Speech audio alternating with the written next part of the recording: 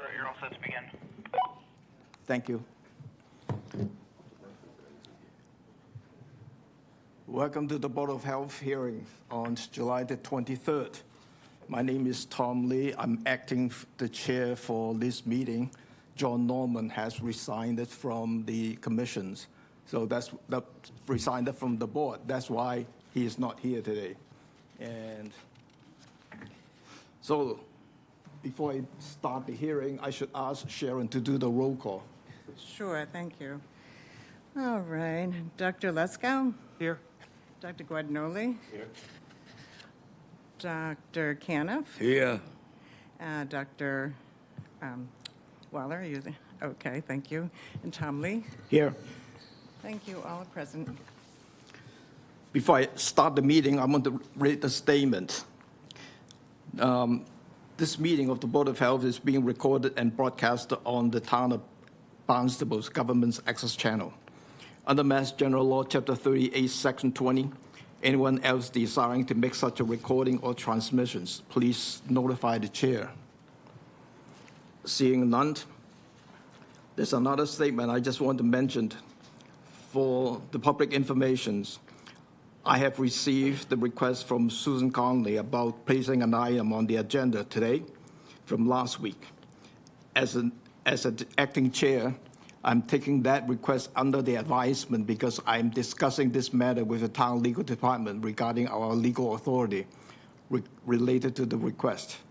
In addition, the board right now does not have a full board.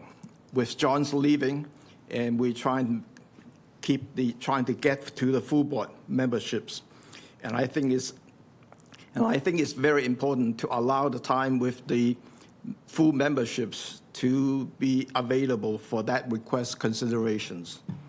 Therefore, we are not placing this request on the agenda this time.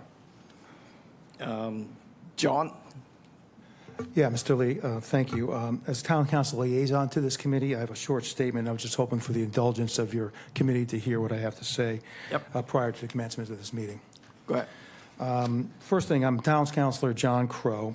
The Town Council liaison to the Board of Health, and speaking in that capacity, my comments are not on behalf of the Town Council. First, I am grateful that the citizens have stepped forward with their drinking water concerns and asked for the Board of Health to work with them. In addition, I am pleased that the Board of Health has responded by asking residents to do some more thinking about their request and to return to this board with specifics. I credit citizens for spending the time to do that work as the Board of Health requested and being at the ready when the time is appropriate to return to talk to you.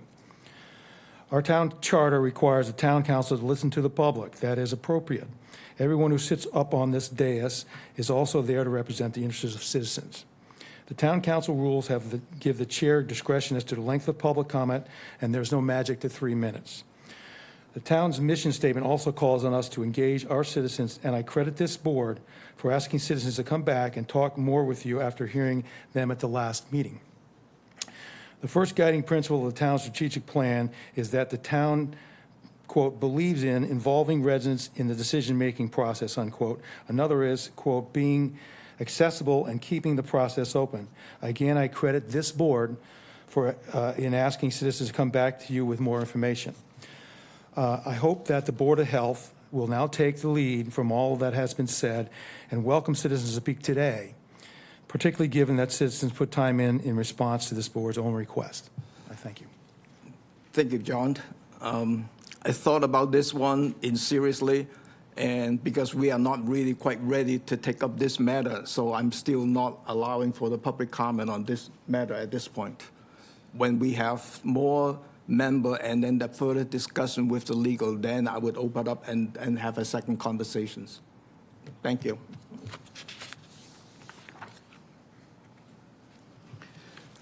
For the elections of the officer, this is an annual event, especially when John is leaving and then there's no leadership at this point. That's why I'm kind of stepping in as an acting chair for now. I just want to mention that John has finished his term on June 30th. I think on behalf of the board, I want to say thank you for his service to the Board of Health for the last 6 years. And prior to that, John has been a two-term town councilor representing Marston's Mills, so he has done a lot of work with the town. Thank you, John.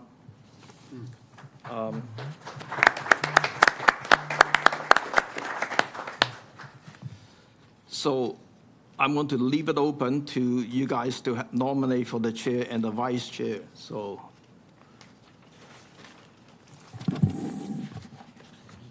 Can I nominate you as chair, Tom? And I second. sure. Vice chair? Can I do Dawn? Sure. No, you can do it. Huh? Can I nominate Dawn as the vice chair? I'll second that. You have to do votes now Yeah. for each one. Yeah. So I'll do a vote, Tom Lee as the chair and Dawn as the vice chair. All in favor? Aye. Thank you. So, got that? Okay. Now we go back to the agenda. This first item is the septic variance. John O'Day, Sullivan Engineering, representing Luongo's Realty Trust. Realty Estate, LLL. Bring a pile of them? Owner, 220, Is that what he's asking for? 222 Fifth Avenue, Hyannis, maps, parcel 245-133, 0.4 acres parcel, requesting multiple variants, no increase in float. John? Good afternoon, John O'Day from Sullivan Engineering Consulting, representing the applicants. This is a house that is going to be rebuilt. We think it's an appropriate time to replace the septic system as well, which is 25-plus years old. We have tried to increase the separation towards the wetlands on all fronts. We're actually able to get the leaching system outside of the 100-foot setback to the coastal bank, which is a town setback for the septic systems. In doing that, though, we are kind of squeezing it between the garage and the street. We've requested a setback to the garage slab, which would normally be a counter variance, but since we are here anyway, we've requested a setback to the street, which is really the primary reason that we're here on that septic system. And then the only part of the system that is located within the 100-foot to the coastal bank is a septic tank, a new septic tank. Again, it's just replacing one that's there and improving the setbacks. We are, as it was stated, we are not adding any bedrooms. We're generally rebuilding the house where it is and generally rebuilding the garage where it is. And I think with that, I'd be happy to answer any questions. Thank you, John. Any public comment on this application? Seeing none, staff? Health staff has no objections. We recommend approval. Thank you. Tom, any question from the member? Motion to approve. Anyone second? There's no chance in the future that, because this is waterfront, that the DEP would want them to put in an IA system? I wish I could tell you what DEP is going to require of everybody, but I did sort of set up the tank and the separation of the inverts to the D box to leave enough wiggle room in case something did need to be added. I don't have any questions. I think everything. Could I have a motion to approve? Motion to approve. All in favor? Aye. Aye. Thank you very Thank much. you, John. The second septic variance, Peter McEntee, Engineering Works, representing Donald Yunker and Teri Kenbel, owner, 263 Tower Hill Road, Osterville, maps, parcel 118-094, 12,700 square feet parcel, failed septic, requesting multiple variances. Peter? Good afternoon, Peter McEntee with Mike, please. Is your mic on? The green There one. we go, yeah.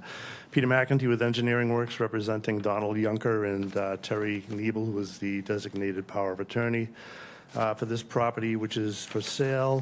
The system consists of a septic tank, a pump chamber that's a 50-gallon drum with a pump in it, and pumping to a leaching trench up by the street.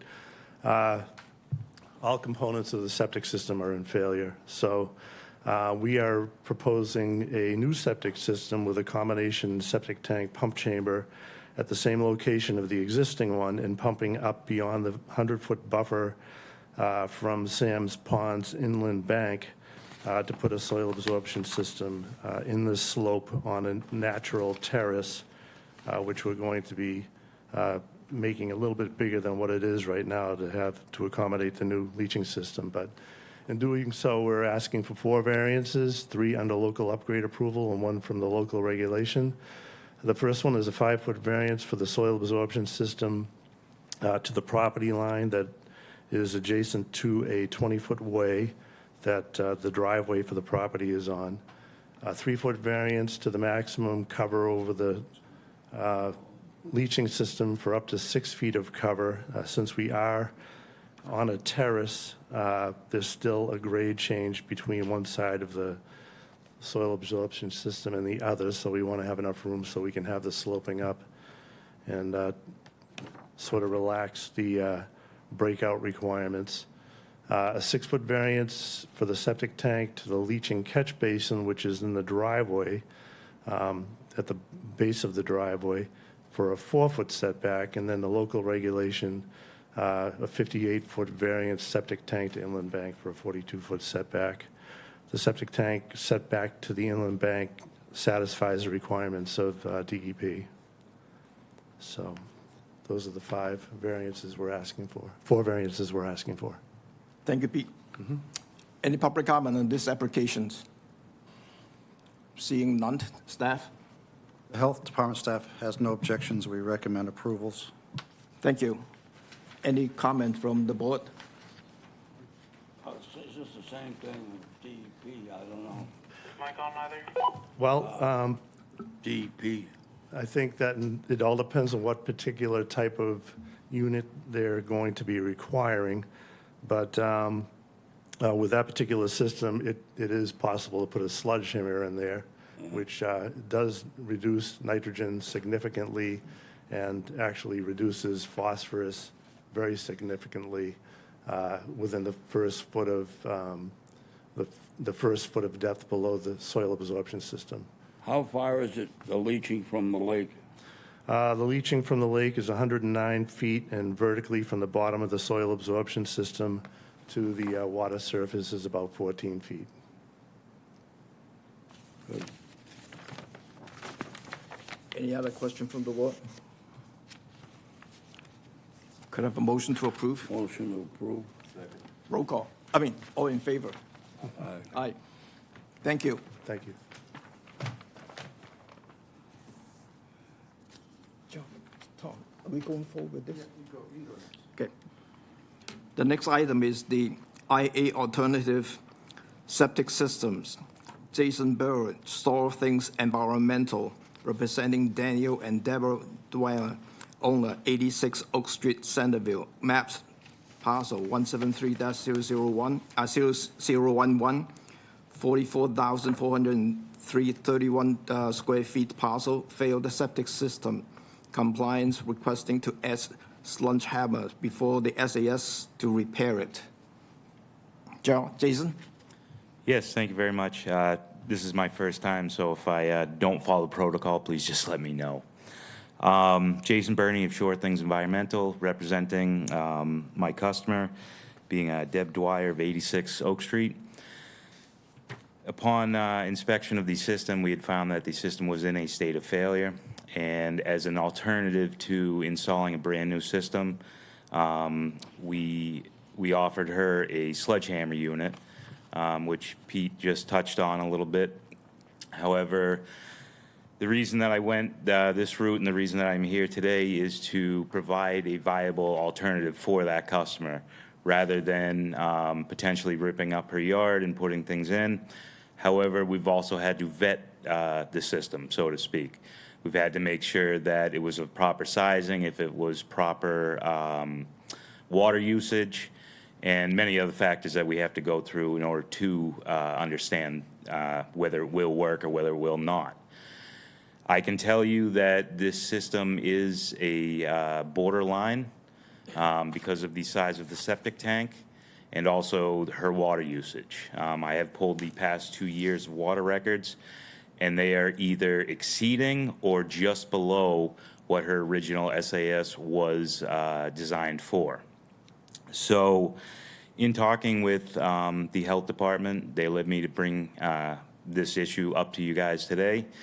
And also in talking with my representative from the sledgehammer unit, the sledgehammer company, he had also provided me with Pete's number, and I have contacted him, and he has put these in before, so I asked him if he would kind of back me up with things just in case you guys have a more scientific question that I may be able to provide an answer for, because I'm a field technician.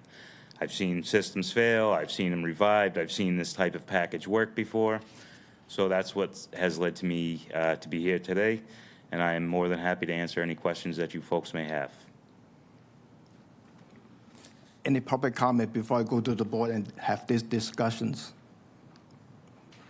None? Staff, what you're recommending?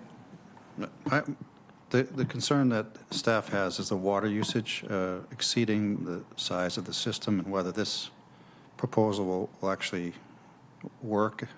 And we've been called out twice in the past 2 months on Sundays due to overflowing sewage. It runs down the street in front of the neighbor's house. The second time that I went out on a Sunday afternoon, the fire department called first, of course, and I told the owner the system has failed. You need to get this fixed. There's been some difficulty in communications now. They're not signing their certified mail. They're not returning his phone calls. We do have some concerns here, but be interested to hear from Pete McEntee if he has done any evaluation of this particular site to see if he thinks it would work or not. Good afternoon, Peter McEntee with Engineering Works. I'm familiar with this site because I did the design several years ago. And the sledgehammer has two different approvals, general and remedial approval. The remedial approval is more stringent than the general in that it requires frequent testing to make sure that the sledgehammer is doing its job. And sledgehammer is, what it does is it generates a lot of aerobic bacterial growth that spills over into the leaching system and eats away at the biomat. So that this system has, I don't know when the system actually went in. I don't have it in front of me. Do you? It was 2014. Okay, so 2014. So at one point, this, obviously when it was first constructed, it was working well. So, combined with the excessive water usage, that gave it time also to generate a biomat. So the soils, I'm sure over time, became more restrictive with the biomat. So I think that the sledgehammer might be a viable solution to the problem. I think it's highly recommended that the homeowners use their water less. I had been contacted by another contractor to see what we could do before this whole sledgehammer came into play. And one of the suggestions I had was, one of the conceptual designs I had was to do another system of similar size and put a bull run valve in so that both systems could remain operational. And that's still something that could be done. But if the homeowner wanted to put a sledgehammer in there and give it a try, I certainly don't see why that wouldn't be a bad idea. It could conceivably save them a lot of money, and they could get the system up and running again. The sledgehammer, I have a sledgehammer myself in a property that I own, and I can tell you that it really works remarkably in terms of eating the solids that are in the tank. We have virtually no solids after about 9 months of having that in there, and the water, the effluent is in the tank is actually pretty clear with very few suspended solids. So I think there's a high likelihood that this thing might work on that system. Thank you, Pete. Maybe I just jump in first because I'm on the wastewater side, so I know a little bit of the wastewater stuff. I understand the application of the sledgehammer, but the problem on this site is the high water usage and the time that your bacteria going into the SAS and trying to unblock the scum at the bottom. I call it black scum at the bottom. It takes time. So you don't know what kind of time frame do you have for the system, so that you may have, again, a sewage overflow situation again.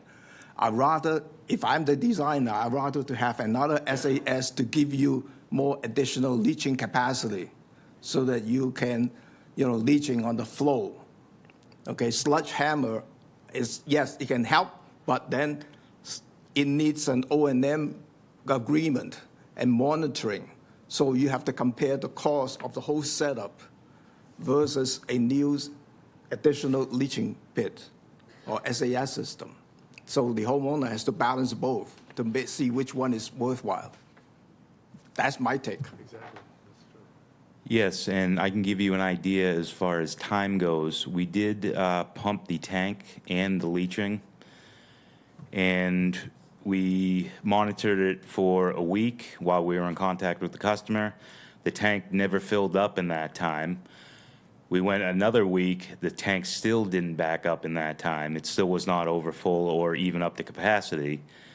And even after that, when we lost touch, we haven't heard anything since as far as anything overflowed. So I can tell you that in 2 weeks, when we pumped the components out, nothing had backed up at that time. So that would give you appropriate time for the bacteria to reproduce and start to work away at the biomat. But as Pete had said, we think it should work. It should work, but we just don't know, unfortunately, because of the X factor of the amount of gallons per day that this household does produce. Right. Because to me, I'm not sure about whether it will work as you designed or you're thinking it will work. Okay. I think the additional leaching SAS system would help you more than the sledgehammer. If you're looking at the cost, construction costs for the sledgehammer versus, one additional SAS unit, I think it's very close. When you say one additional SAS unit, are you talking about one other component attached onto what is there? Right. So not an entirely new leaching? Right. Okay. So, and just to, That's only my thought. just to clarify that too, that say for instance, I think the system is composed of the LC6 chambers. If we were to put one of equal size back in there, it would be give it like one additional LC6 to allow time to relax the flow into the other one? Right. Yeah, okay. That makes sense too. Have you got a drawing of the system Well, I have, or the leaching part of it? yeah, I can show you.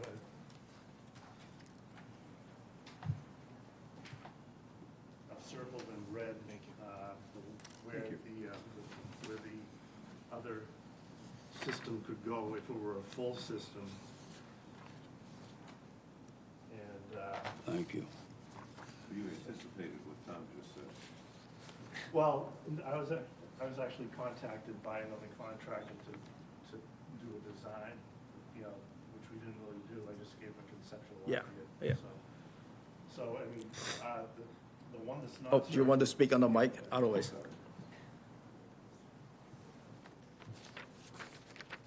On that sketch that I gave you one that was circled in red.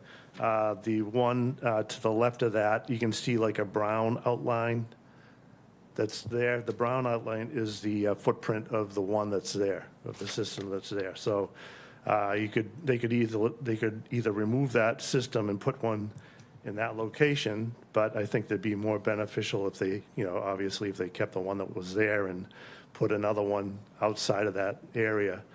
But if it were to just put one chamber in, that would certainly help to jumpstart, I guess, the Correct. sledgehammer, give it some time to get some. Because the other things too, because about a year and a half ago, my SAS fails too. Yeah.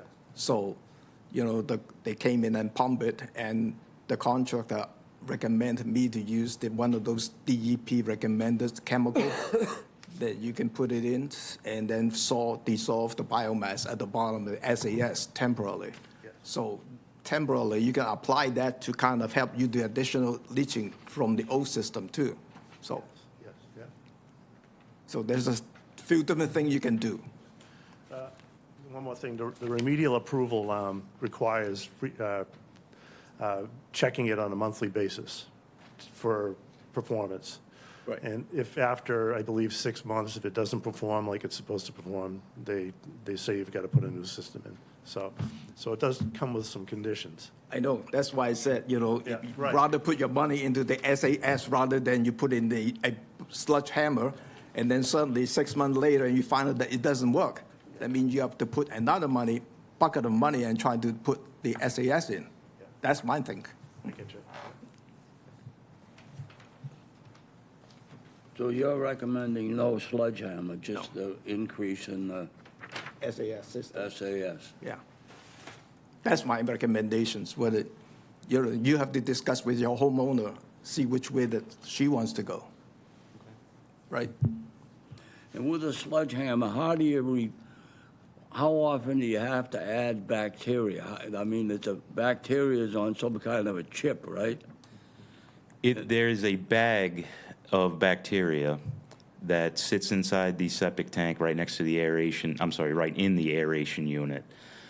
That bag can be switched out depending upon how the system is working. It could be every 3 months, it could be once a year, it could be every year and a half. However, the bags are readily accessible. There's also tablets to put in to promote more bacteria growth. It all depends upon the response of the system itself. That's why you need the monitoring to see how the system is performing and Yep. make the adjustment. Mr. And Bur- I'm sorry, go ahead. Do you also, your company also pumps the tank, correct? Yes, we are a full-service septic company as well. Because that also gives some comfort to, it's going to be pumped and it's going to be checked every month. And if it doesn't work, he's got a program to help the homeowner with, you told me yesterday something about a buyback program or something like that. Yes, we are in the works, as we're just ironing out the legal end of it, that if we go in and this system does not work, then we would provide some sort of guarantee or warranty that if it doesn't work, we'll take it back. We will give a portion of the money back because obviously we are a business. We do need to make something for doing the install. And then we could take that money and put it towards a new system for the customer. All of these, all of the sledgehammer units that we put in, as I said before, we vet the system, make sure it's proper, run it through the channels of, you know, boards of health and whomever else.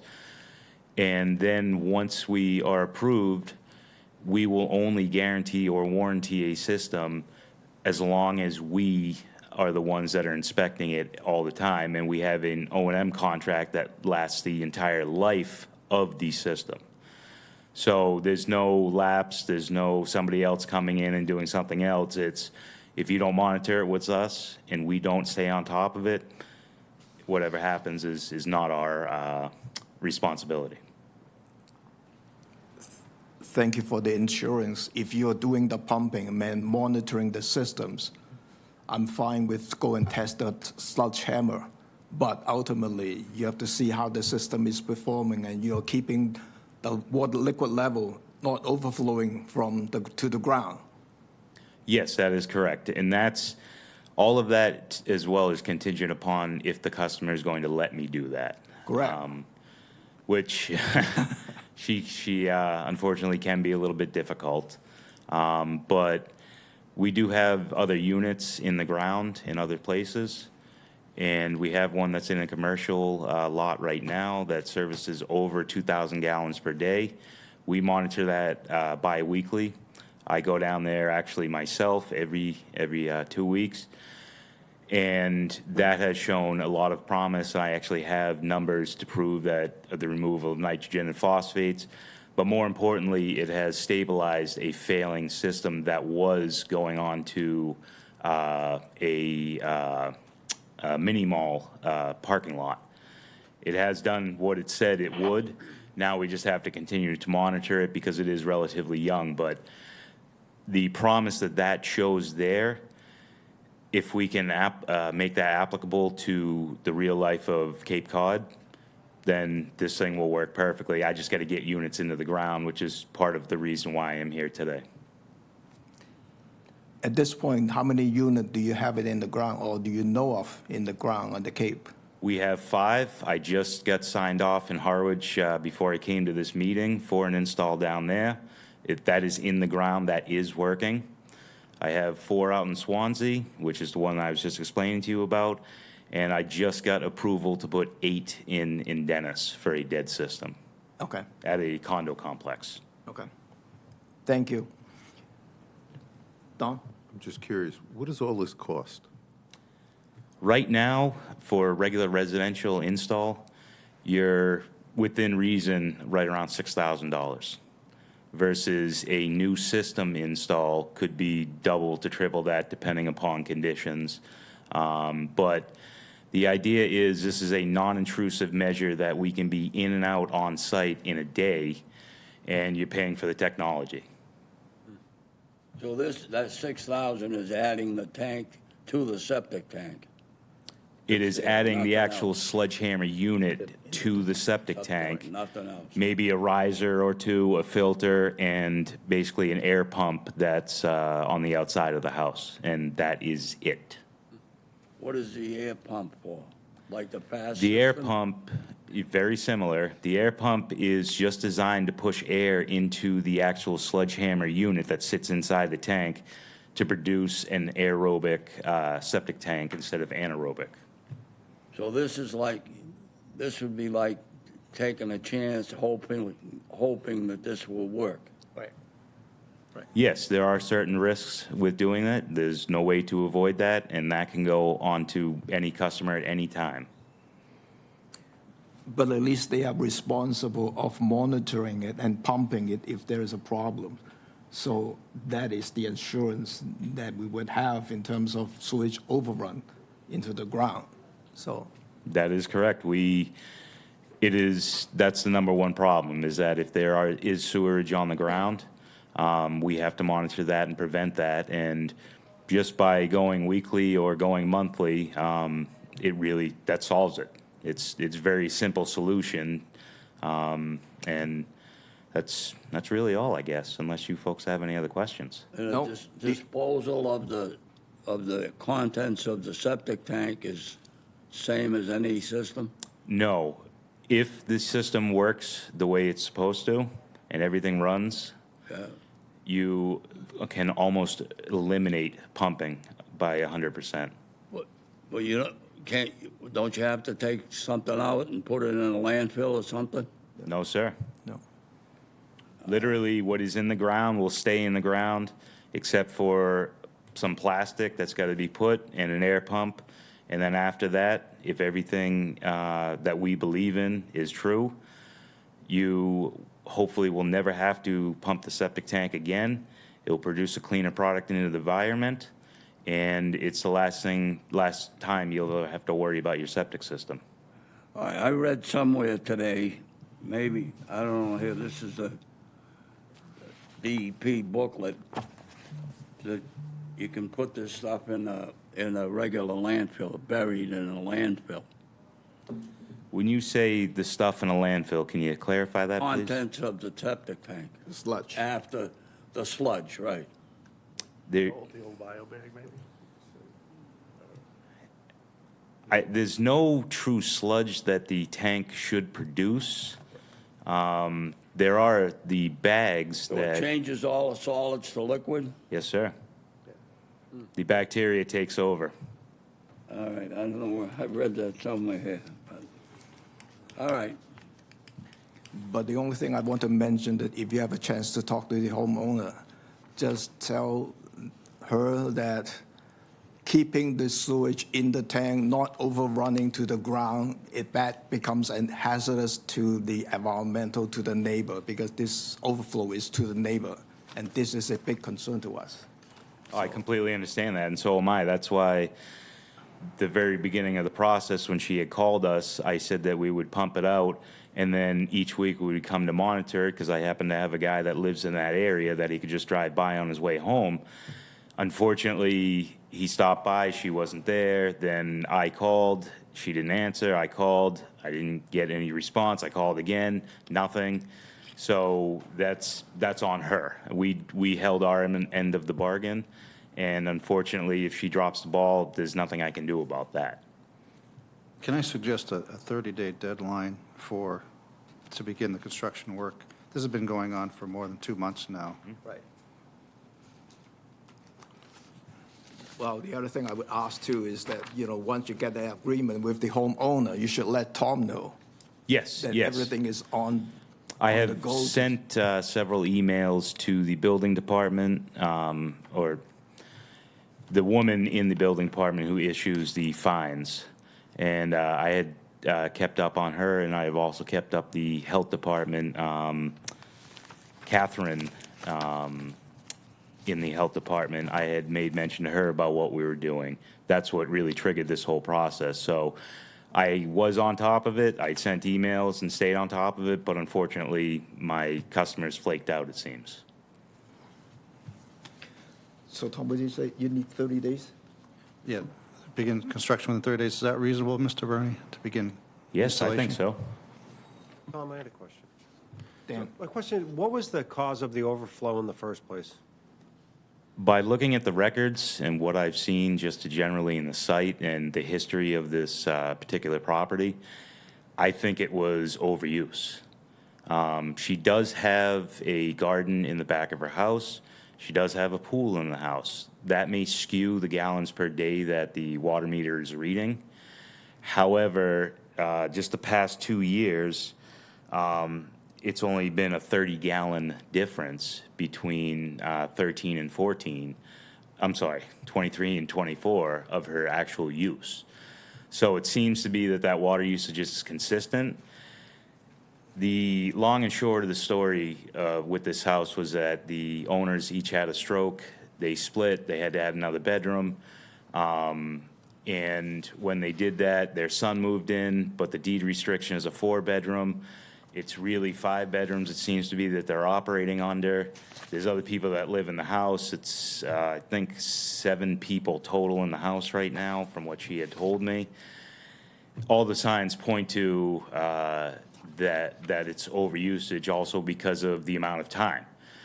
This woman's system is only 10 years old from what Pete over here had done to help her along. And on top of all that, she has still got a big portion of her loan to pay from the Barnstable County program. So I had already talked with the county program, and they approved that she could get another loan because she is in good standing with them. However, you take that out of the loan, and now it's that much longer she's got to pay. That's part of the reason why I said, well, listen, for $6,000, we can do this. However, I have to get approval before I do that because it's very new, and a lot of people, they don't know it just yet. But So how does adding the sledgehammer increase the capacity of the system if the problem is that they're overusing the system? it does not. There is currently in the works up in Maine. They're trying to get approval for the sledgehammer to get a reduction in the size of your leaching.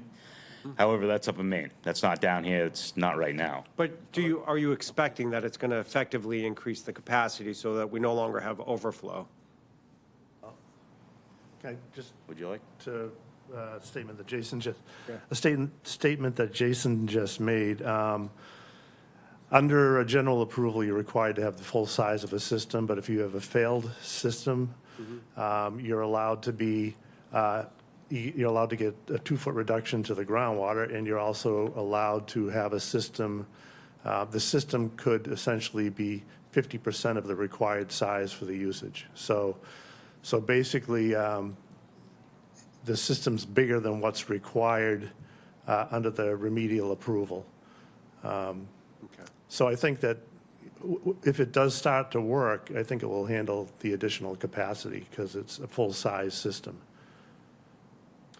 Right, just so I understand correctly, I mean, the system, the failure here is not that the system isn't working, it's that the homeowner is asking too much of the system. Is that correct?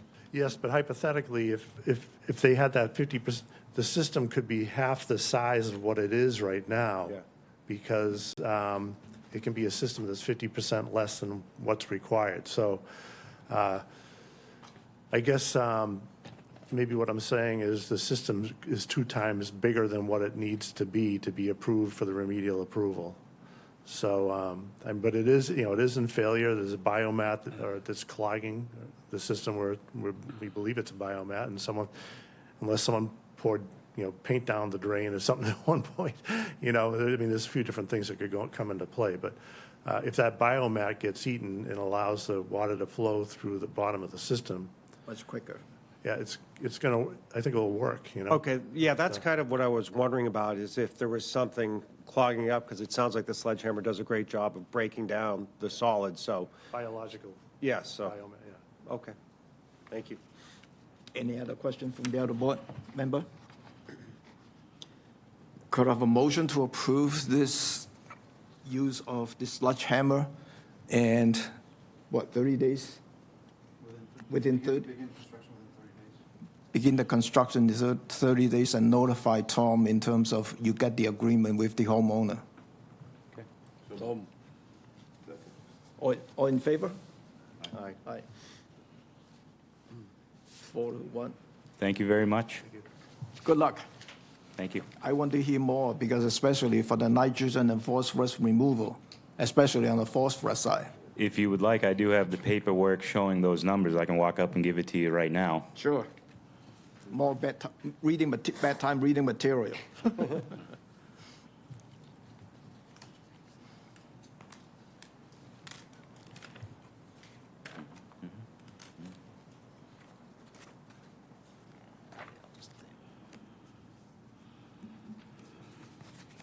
Thank you. That's from our Swansea job that I was telling you about.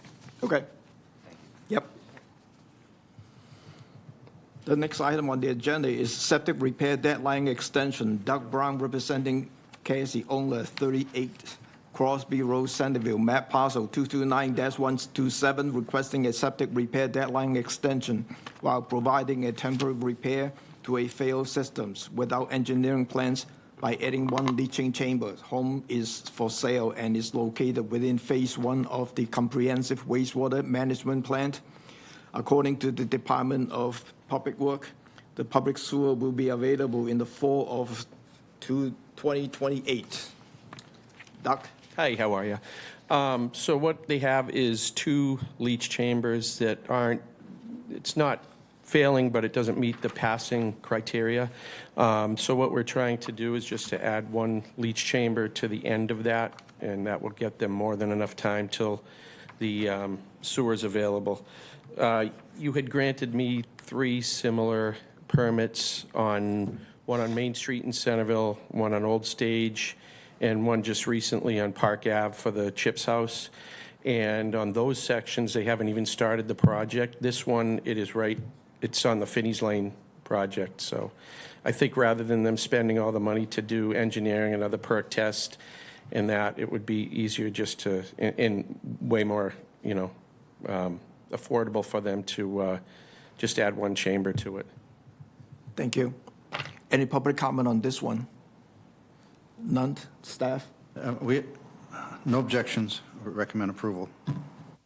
Any comment from the board member? No? no, Could I have a motion to approve? so moved. All in favor? Aye. Aye. Thank you. Thank Good you. luck. Thank you very much. The next item is tobacco violations, Speedway, 149 North Street, Hyannis, maps, parcel 309-226-007, sold to minor, the second offense.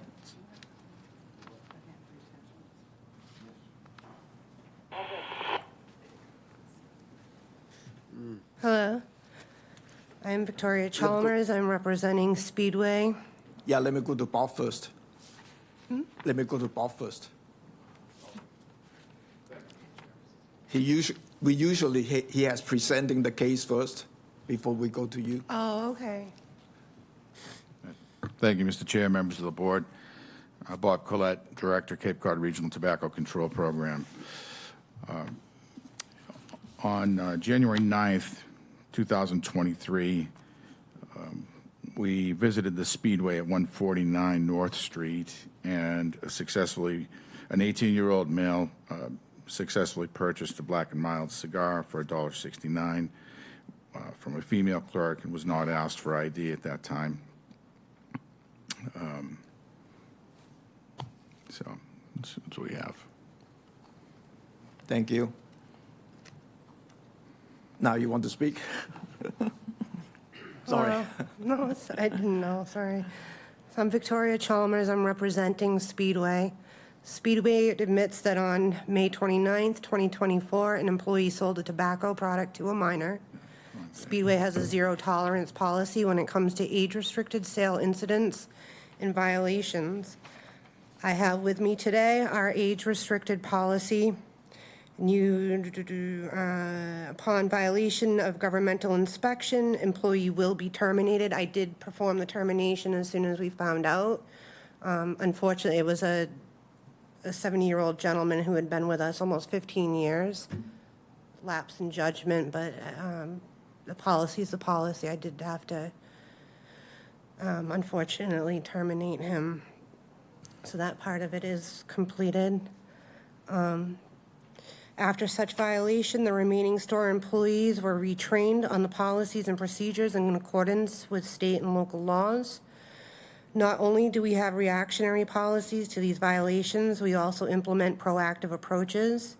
Speedway has a comprehensive alcohol and tobacco training through our internal training portal called 7 University. We also participate in an internal monitoring program called BARS, where we have secret shoppers go into stores to attempt to make age-restricted sales to minors. There is constant ongoing communications from our corporate compliance team, asset protection, and operations team pertaining to the verification of state federal IDs, and we are working towards a 100% scan rate.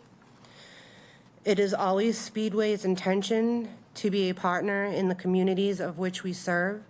We are open to any suggestions to combat these types of failures in the future and look forward to our continued partnership. Thank you again for your time today. Thank you. Any public comment on this one? None? Tom? As you know, the state law requires for the second offense a $2,000 fine and a 2-day suspension minimum. Right. Any comment from the board members? Don? Just a question to the town attorney,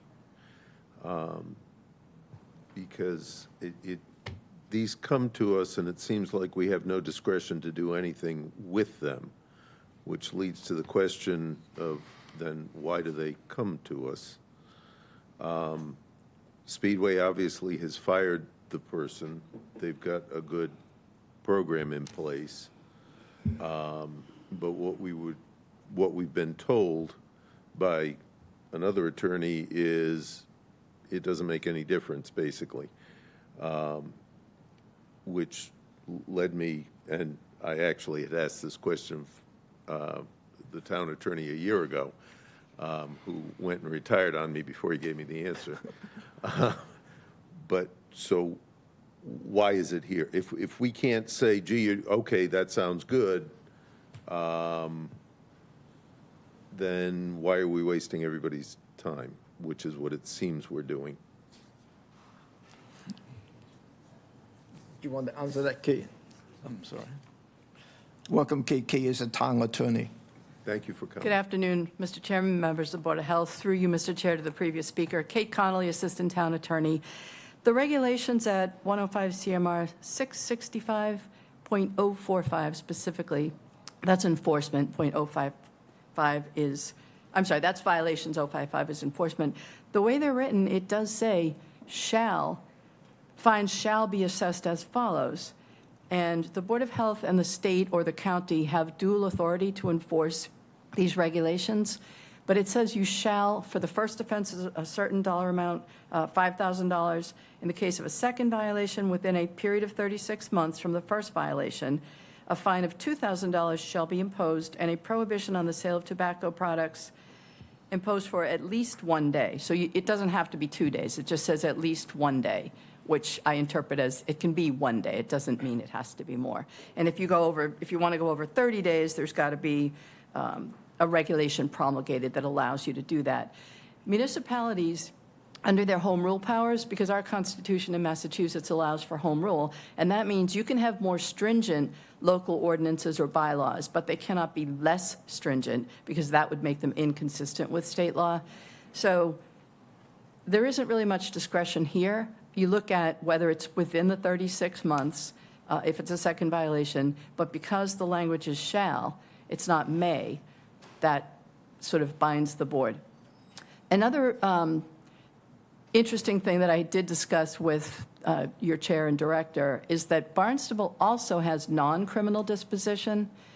So it's a little bit inconsistent in my mind for us to have two fining abilities, as long as you're only using one and not doing non-criminal disposition under, it's a different state statute.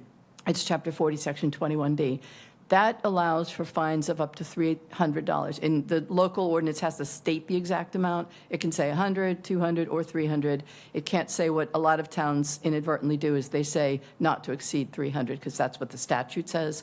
The local ordinance has to be very specific. But because there's a state statute that governs here and because it mandates that the board shall impose the fine, I don't think you should use non-criminal disposition for this. But in a long-winded way to answer your question is the board does not have a lot of discretion. You can decide you don't want to impose a penalty at all, but the statute does say, or the regulations under the statute do say that for a violation, the board shall impose the following fines. But we could decide not to impose a penalty at all? I don't think that that would be upheld if someone challenged you in court, like a neighbor or anybody else, because the regulations under the statute say for these violations, first, second, and third, it's the responsibility of any person to ensure compliance, and if an inspection finds that there isn't compliance, the board a fine shall be assessed as follows. So, which leads me back to my original question, which is, if we don't have any discretion, then why are we dragging these people in here? Why aren't we just fining them? And, I mean, being dragged in here implies that perhaps they could say something that would change something. there's also an appeals period and an appeal process. But also, you're finding whether the person is guilty or not guilty, such as the case we had with the smoking bar a few months ago. The board found him not guilty, so no fine was issued. Well, that was kind of a unique, that in everything that's been brought here, never before had somebody tried to pull a fast one. And I think I would view that as being a totally different set of circumstances. Usually what's happening is what's happening here, where somebody who is attempting to actually run a business within this state is coming in and saying, we tried hard, we did as much as we could, we've now fired the employee, we've re-educated everybody. To me, if we had discretion, that would be, okay, fine, then you've done everything. I mean, usually it's teenagers, usually it isn't older people, but, you've got minimum wage people here who made a mistake and you've rectified it. So we're gonna thank you for that and maybe be able to adjust things.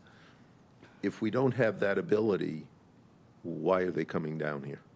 Well, I guess two things. First, Mr. Chair, through you to the previous speaker and our director, they do have the opportunity to deny that it happened. And the board can then, you do have discretion, that's why you allow them to come in and respond. If they say that it didn't happen and here's what really did happen and this was a mistake or whatever, that they thought this person was a minor. But in this case, they're admitting that this did happen. It's possible, and I'd really have to contact my contact at the state, the Attorney Cheryl Sparrow in charge of the Mass Association of Health Boards, to ask her whether this is a situation where boards of health can use their discretionary authority, which you do have to adopt reasonable regulations and so on, to make a decision not to impose a fine. Has anyone ever challenged that? And if so, I can't really imagine a court saying, Board of Health, you're wrong, you should have imposed a fine. So, but I just don't know if that's something that's ever been challenged, but the regulations clearly do say shall, and that doesn't give the board discretionary authority. It says, if you find a violation, you have to issue the penalty. I have a question. Could we impose a higher fine and a longer period of prohibiting sales of tobacco products? You can't impose a higher fine. You have to go by what the state regulations say, but they do have a provision for if you want to go, let me just see, if you want to do more than, shut the business down for more than 1 day, and up to 7 consecutive business days, you'd have to have a local regulation that allows for that, and I don't think we have that at this point. All right, because I think that would be an element of discretion that the board might want to use if we had a different presentation from the business owner that was, not so satisfactory. And my original question, I think, was exactly what you said you would need to ask. If it's going to come to us and the employer has done basically everything that we can expect them to do, can we act with discretion?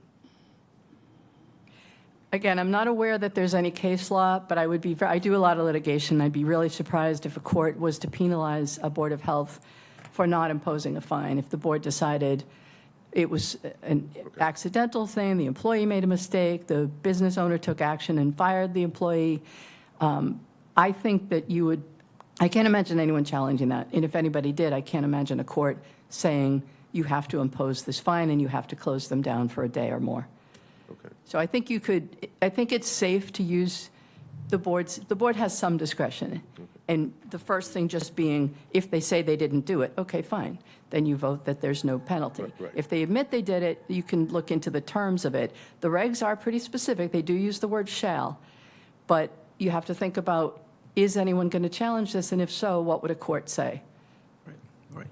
And you can never tell exactly what a court's going to say, but I've been before a lot of judges, and I can't imagine one of them saying that a municipality, a local board has to impose a penalty and not use its discretion, especially if it was like, I understand this one apparently is a second violation, but especially a situation where it's a first violation, or in this situation where it seems like it was accidental and the employee of 15 years should have known better.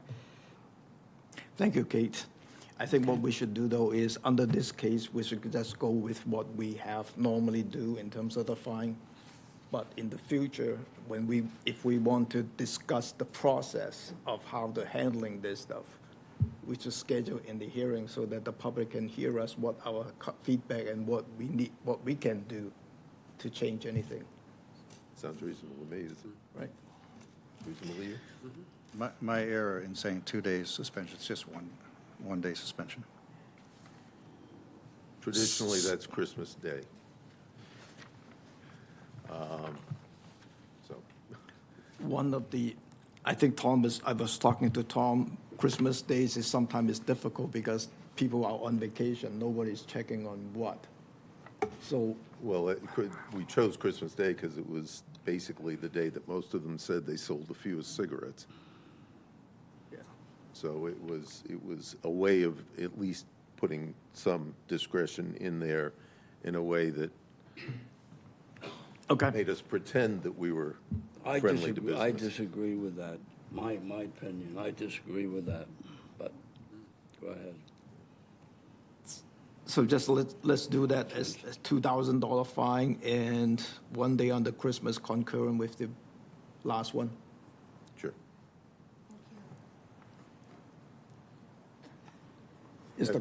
So moved.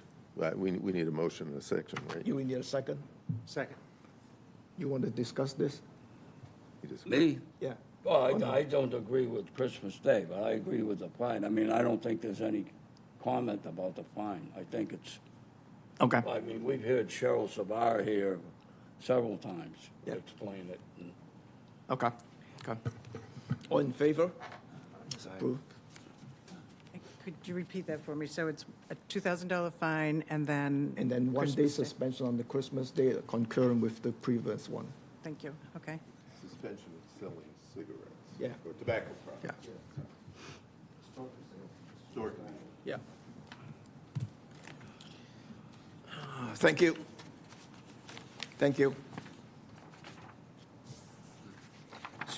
Next item is the sewer connection deadline extension. Stephen Crowell, representing Crowell Irrevocable Trust, owner, 195 Pine Street, Centerville, maps parcel 248169, requesting a deadline extension to connect to sewer account SEWH-24-211, as he is inquiring with DEP, I think you meant DPW, to connect from Elliott Road at closer locations at 50 yards instead of 150 yards from the Strawberry Hill Road connections.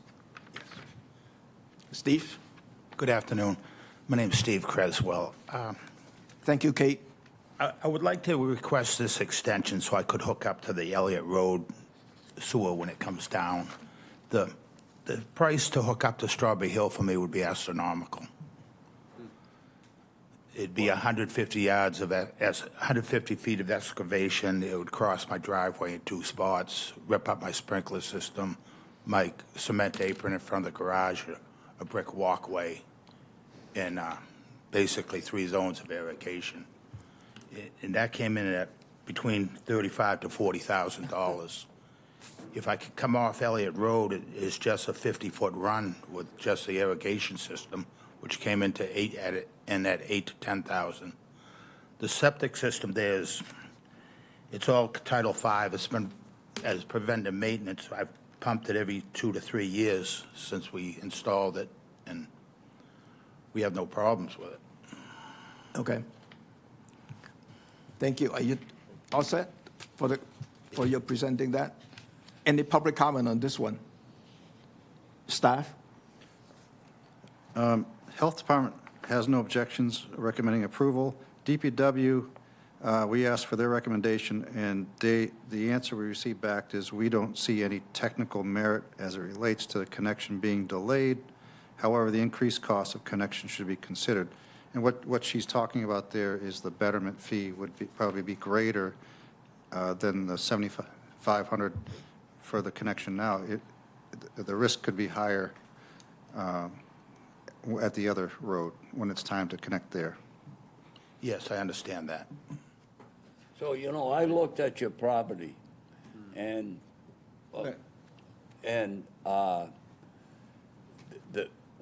what did you say it would cost if you did it now from your house, which sits almost on Elliott? $35,000 to $40,000. Yes. To put on a pipe? It goes under my driveway in 2 spots because it's on the outside of an L-shaped driveway. I saw it. I mean, that's an astronomical figure. It is. It is. It goes under a cement apron, a brick walkway, sprinkler systems. Wow. It just, I'm sure most of the money's putting everything back together again. Geez. No, I mean, you're right on Elliott Road. Yes, 50 feet. That's incredible. Any other comment from the board? Move to approve the extension. Second? All in favor? Aye. Aye. Thank you. Thank you very much. Next item is temporary foot. Jonathan Brown, Fraternal Launch, 1989 Falmouth Road, Centerville, maps parcels 189-002-001, is requesting a temporary foot permit for their fundraiser to be held Sunday, August 18, 2024, with a rain date of August 25th. Food items to be roasted outdoor, pork and beef. Anyone?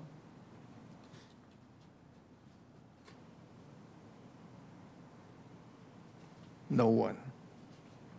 I was expecting him here, so, yeah. Well, they have a food permit. They do have a standard food permit to cook, and they'll be cooking inside, then they will have a grill outside. This is going to be quite a large animal, two animals cooked outdoors all night And long. a cow, you're gonna cook a whole cow? And if they're not here, I don't know what to suggest. Amazing. Because they're supposed to be here to explain how they're going to maintain Because food sanitation. August 18 is before our next hearing. Well, Tom can take care.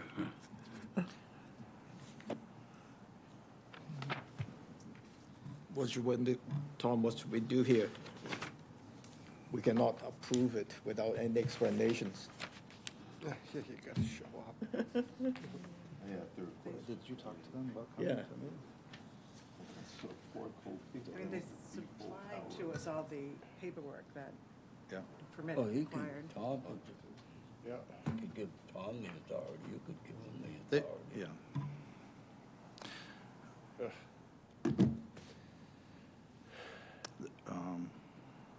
You can provide the authority to health staff. I did talk to one of the lodge members this morning, and he did tell me they're not sure if they're going to actually go through with it because there's another request for alcohol, which goes along with this, separate from us, and if they can't get that approval, they may not have this event at all, so, but they want to have, they're trying to get approval for alcohol as well, from the licensing. So if you want to give me the authority to approve or disapprove, that's fine. We can make sure it meets food sanitation standards before we approve it. Okay. That's fine. Could I have a motion to to give Tom the authority to discuss this food permit with the applicants? Second. All in favor? Aye. Aye. Food, body artist Filiphe S. DeOliveira, applying as an apprentice for tattoo only at Evolution Inc. with Hurley Lembos, owner 724 Yarmouth Road, Hyannis, maps, parcel 324-010-001. Hello. Hello, good afternoon. My name is Yuri. I'm the owner of Evolution Inc., and I'm here to answer for Filiphe because he's not here on Cape right now. Okay. Any public comment on this or staff?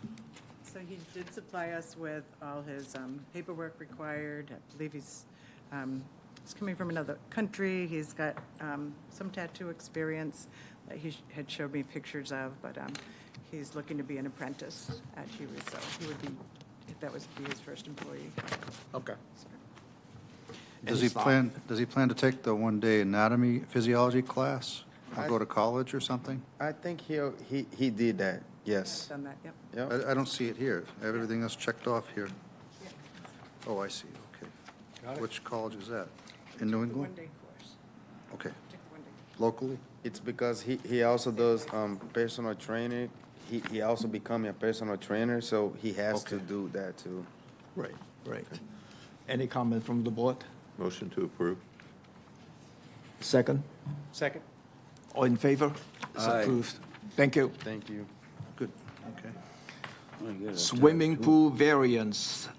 Andrea Ferreira, representing Hanover, Hyannis Condominium, 99 Wilkens Lane, Hyannis, map, parcel 296-039-002. One, requesting a pool variance setback from edge of the pool to Hoyer lift, and second, requesting a use of qualifying swimmers in lieu of the lifeguard regulations. Andrea. Hi, welcome. good afternoon. I'm Andrea. It's nice to meet you all. Hi, Sharon. Thank you for all your help. So we have two variances we're hoping to get approved today. Like you had mentioned, one is for the employment of a qualified swimmer, and the second is for the Hoyer lift. It meets the federal regulation from the distance to the pool edge, but doesn't quite meet the state regulation, so we're hoping to get that variance approved. And yeah, that's why we're here.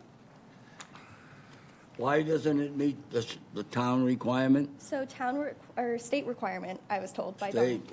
Dawn. It requires it to be 4 feet from the pool edge. Our Hoyer lift is 1.8 feet from the pool edge, and there's a picture in the packet. So this was just newly constructed? Yes. But why didn't they construct it correctly? That's a great question. This has been granted at many other places because a Hoyer lift cannot, for some reason, can't be located more than 4 feet away from the pool to operate correctly.